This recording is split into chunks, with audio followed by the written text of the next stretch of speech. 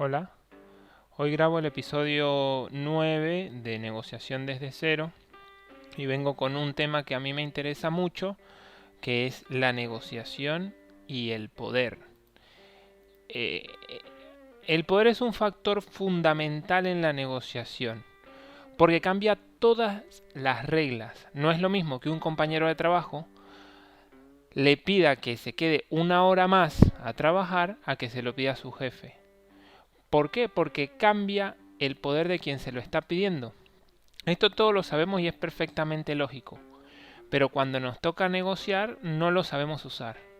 Lo que yo quiero en este episodio es que quien me está escuchando, que lógicamente está interesado en el tema de la negociación, tome conciencia al 100% de cómo la relación de poder entre las partes de una negociación afecta a la misma y cómo sacarle provecho a este factor.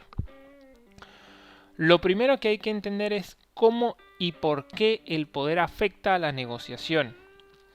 El poder es un factor de dominación, es decir, si nosotros dependemos de alguien y no lo podemos sustituir fácilmente, automáticamente esa persona pasa a tener poder sobre nosotros. Fíjense los dos factores que estoy nombrando muy importantes. Primero, la dependencia y el segundo, la imposibilidad de sustitución. No los dije en ningún orden de importancia porque los dos son igualmente importantes.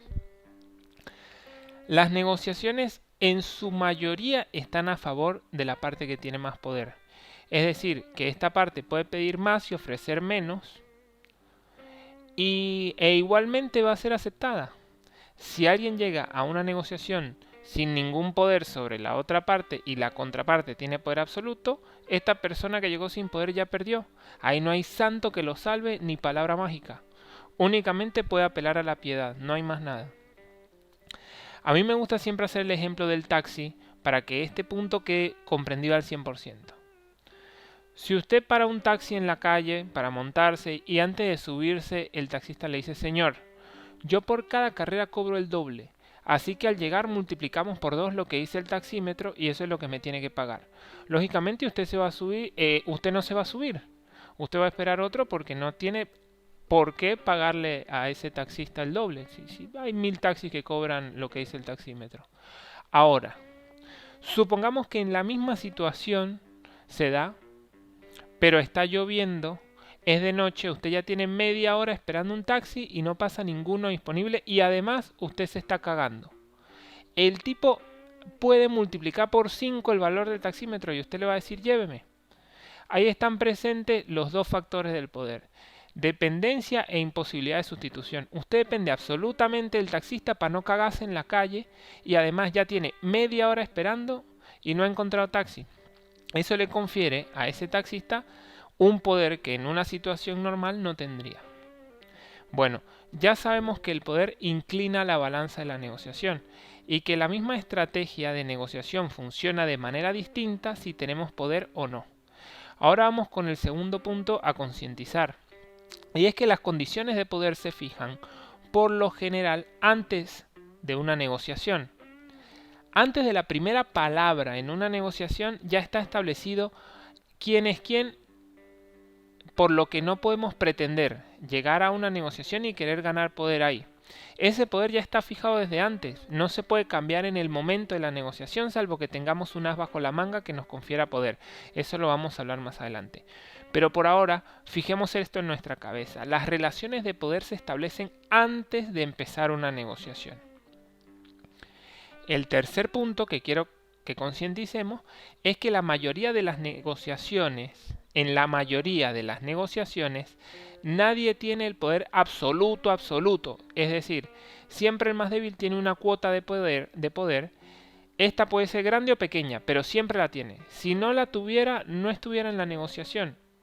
Por alguna razón, la parte con más poder está negociando. Hay algo que le interesa de la parte con menos poder. Repasemos lo que hemos visto hasta ahora, que son cosas a mi punto de vista complejas, y después nos vamos a meter con la estrategia. Primero, los factores que otorgan poder son la dependencia y la imposibilidad de sustitución. Eso grábenselo. Y 3 constantes de las que tenemos que tomar conciencia acerca del poder en una negociación son: la balanza de la negociación siempre está inclinada a favor de la parte con más poder. La relación de poder en la negociación se establece antes de que la negociación empiece. Y tercero, casi siempre la parte más débil de la negociación tiene una cuota de poder, aunque sea una cuota mínima. Voy a hacer mención a un cuarto punto, que es la ley. La ley está hecha para que el más débil tenga cómo defenderse ante el más fuerte, pero eso ya tiene otros matices, es un tema amplio. Y yo quiero hablar de las negociaciones que se llevan al día a día y no me voy a meter por el lado de los conflictos, porque ya son muchas cosas las que entran en juego y da para otro episodio, así que no voy a hablar hoy de la parte legal. Sigamos. Acuérdense, hagan un ejercicio retrospectivo y acuérdense de las negociaciones en las que ustedes han estado y ahora analícenlas desde el punto de vista del poder. ¿Cómo ha funcionado el poder para que esa negociación se desarrolle? Y pregúntense si la relación de poder fuese distinta, la negociación hubiese terminado con el mismo acuerdo o hubiese tenido otro acuerdo. Piensen eso y dense cuenta cómo cambian las cosas cuando el poder cambia de manos. Ahora vamos a... Bueno, eso se los dejo de tarea para que lo hagan después, así nosotros seguimos. Vamos ahora a la parte de la estrategia. ¿Cómo ajustar todo este tema del poder a nuestro favor? ¿Cómo pasarlo a nuestro lado? Lo primero que tenemos que aprender de lo que yo ya hablé acá es que una negociación se tiene que preparar con el mayor tiempo de antelación posible. Porque en el tiempo de antelación es donde nosotros vamos a poder manejar el poder a nuestro favor. De ahí es donde vamos a sacar nuestras cuotas de poder. Esto solo lo podemos hacer antes de la negociación. Recordemos lo que ya hablamos, donde dejamos claro que la relación de poder se establece antes de la negociación y cuando llegamos a negociar ya eso está establecido. Entonces, la estrategia para ganar poder es antes de negociar. Antes de negociar se tiene que trabajar todo el entorno para que esto juegue a nuestro favor, para poder sacar poder. Ahora, ¿cómo le sacamos poder a la otra parte? Hay varias formas, pero todas las formas están basadas en los dos principales factores de poder que ya hablamos, que es la dependencia y la imposibilidad de sustitución. Y esos dos factores hay que trabajarlos por igual, porque en caso de que en un factor estén empatados, que pasa muchas veces, todavía queda un factor adicional para inclinar la balanza. Por ejemplo, en la relación padre-hijo. Los dos están empatados en cuanto a la imposibilidad de sustitución, es decir, los dos son insustituibles porque el padre es el padre del hijo es el hijo del padre y ya esa relación está cerrada y no se puede sustituir un hijo por otro o decir, bueno, mi papá ahora va a ser otro. Entonces eso es una relación donde se da una imposibilidad de sustitución mutua. Entonces ahí el factor que inclina la balanza es la dependencia. Ahí el que dependa del otro pierde. Cuando el niño está pequeño, el niño tiene las de perder, pero cuando el papá se pone anciano y empieza a depender del hijo hasta para poder mear, ya el poder cambió de mano. Así que los dos factores, la dependencia y la imposibilidad de sustitución, hay que trabajarlos porque no sabemos cuál de los dos nos va a dar la ventaja. ¿Qué tenemos que lograr antes de empezar la negociación? Primero sacarle poder a la otra parte y después ganar poder nosotros. Todo el poder que podamos es lo mejor. Siempre tratar de agarrar el máximo poder posible porque cada cuota de poder que nosotros agarremos nos empieza a dar cada vez un poquito más de ventaja en una negociación. Empecemos por cómo sacarle poder a la otra persona. Una forma es eliminando la dependencia, como ya lo dijimos, y la otra es eliminando la imposibilidad de sustitución. ¿Cómo lo hago yo?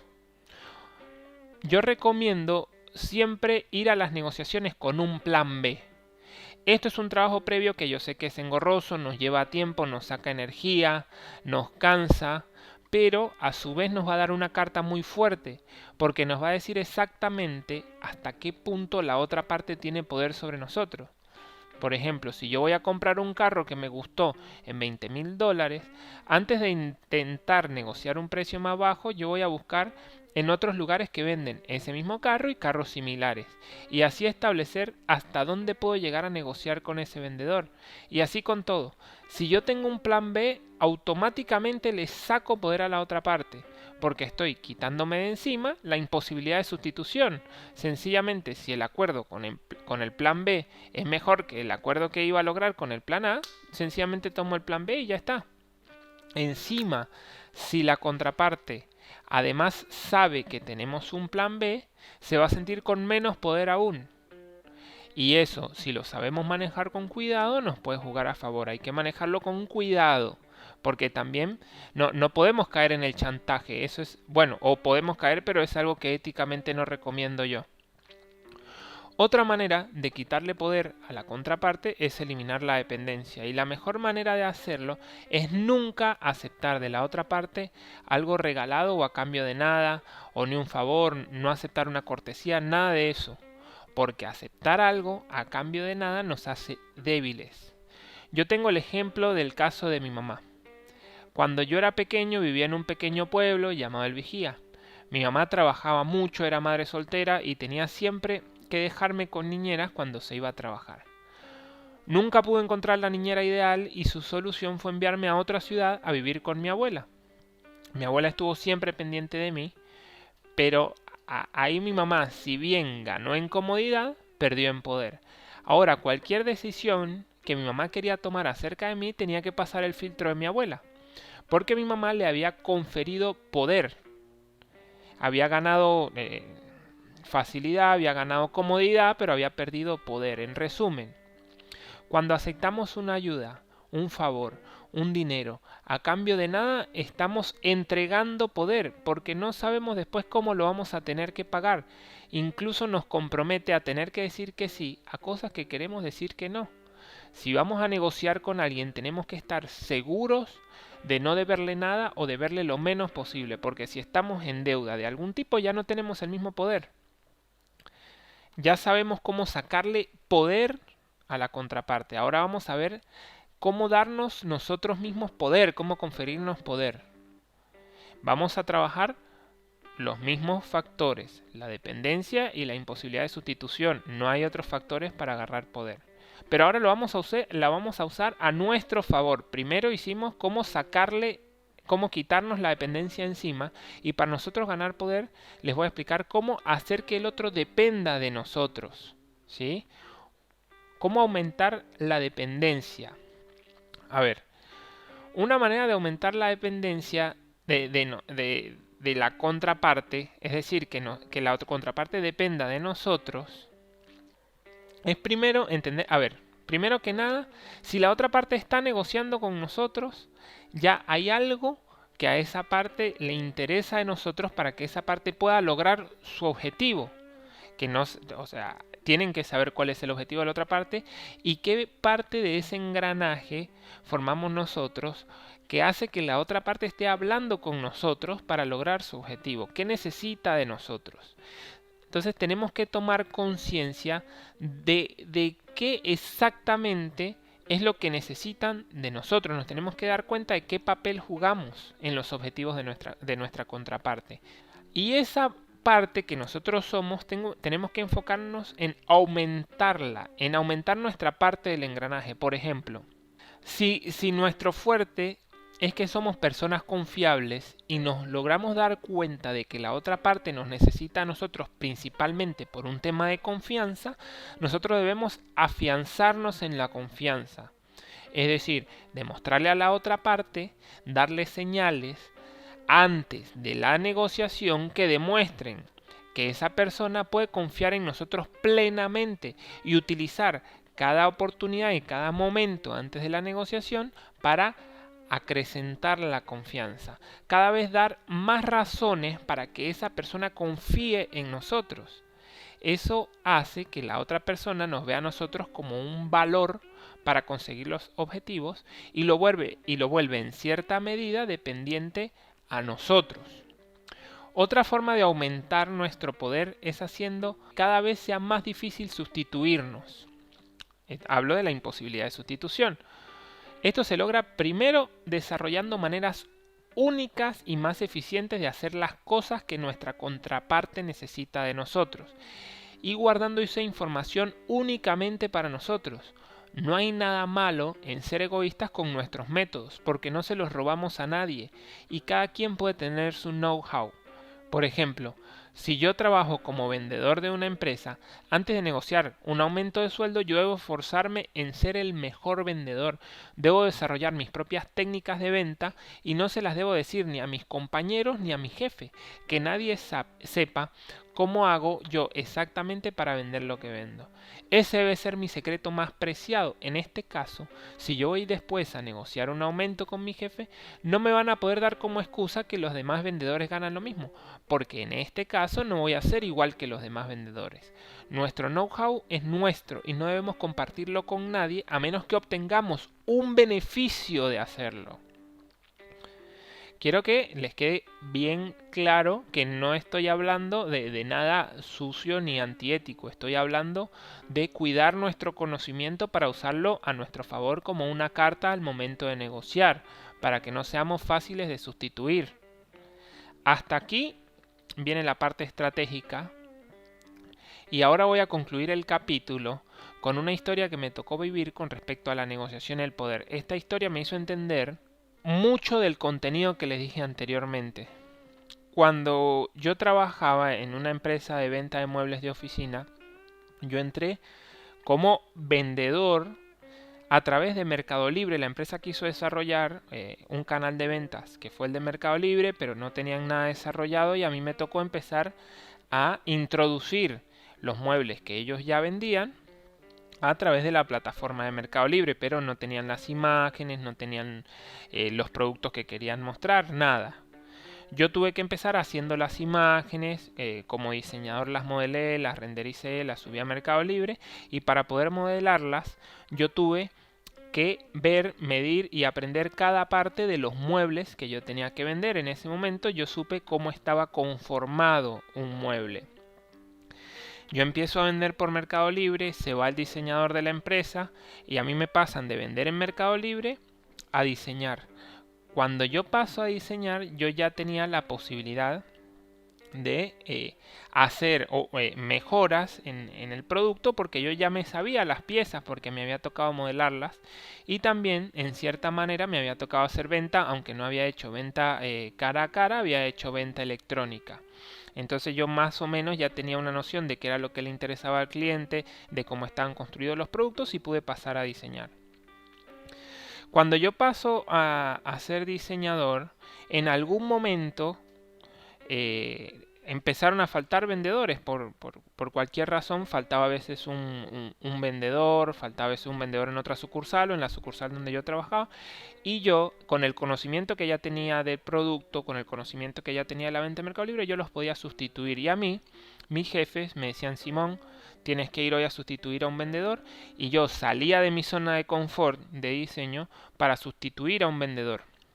Entonces yo podía ya hacer un trabajo de ventas, podía también hacer un trabajo de diseñador, podía también hacer un trabajo de vendedor a través de Mercado Libre y tenía una manera de manejarme en la empresa más o menos integral. A todo esto, cuando empieza a faltar un vendedor, yo empiezo a sustituirlo todo el día, el 100% del tiempo, me convierto en un vendedor más de la empresa, ponen a otra persona a diseñar, ponen a otra persona en Mercado Libre, pero yo ya podía hacer todo eso. Ahora cuando empezaban a faltar los armadores, yo como ya conocía el producto, lo había diseñado, lo vendía, podía ir a armar.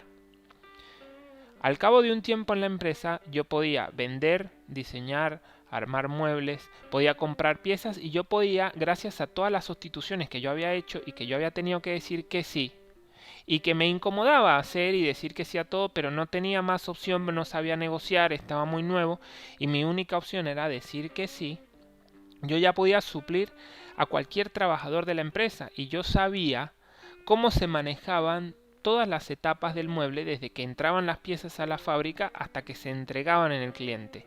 Ninguno de mis compañeros habría aceptado ser diseñador y después ser vendedor y después ser armador. Yo lo acepté porque estaba empezando, no sabía negociar, dije que sí y no lo hice sabiendo la herramienta que yo estaba ganando. Para mí, yo era un tonto y me estaban sacando mucho provecho, me estaban explotando sin yo obtener nada a cambio.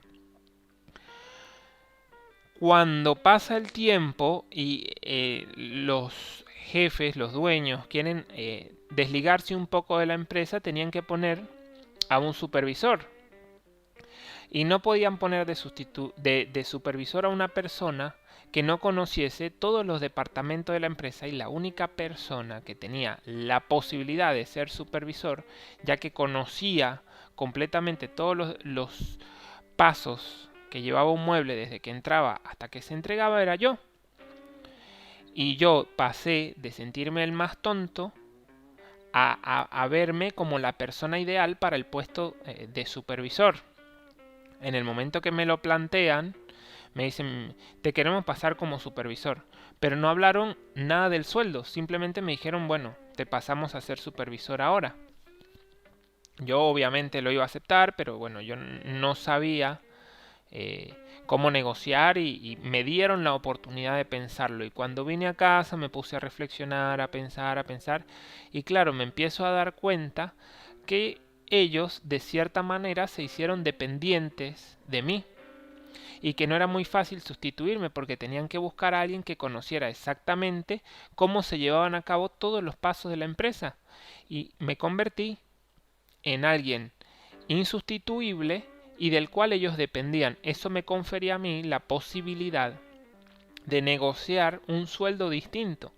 Y automáticamente al otro día fui a aceptar el puesto solo con la condición de tener un aumento de sueldo que les propuse en ese momento, y no tuvieron más opción, les guste o no, que decir que sí, porque yo me había convertido en indispensable para ellos. Ellos no me podían sustituir y bueno, yo no fui con un plan B porque no busqué otra empresa donde yo pudiera hacer lo mismo, pero bueno, no era tampoco yo quien iba a negociar, no tenía el tiempo y yo simplemente fui sabiendo que yo era indispensable, y tener la certeza de que yo era indispensable para ellos me dio la posibilidad de hablar con confianza. Y esto pasó así, me volví supervisor de la empresa. Y bueno, todo ese momento en el que yo estuve haciendo todas las suplencias en la empresa fueron como cartas que yo fui guardando previas a la negociación y que me las jugué cuando tenía que negociar el puesto. Y así se puede dar en muchos casos, así que les digo, sepan aprovechar cuando sepan aprovechar cuando la vida les da la oportunidad de ganar cartas para negociar en un futuro. Sépanlas ganar, guardar y sepan utilizarlas cuando es el momento de utilizarlas. Hasta acá les dejo este episodio. Espero que les sea de ayuda, y si tienen algún comentario me lo pueden mandar a dddedo.simonperez@gmail.com, di.simonperez@gmail.com, o me pueden escribir al +54 911 6427 0352.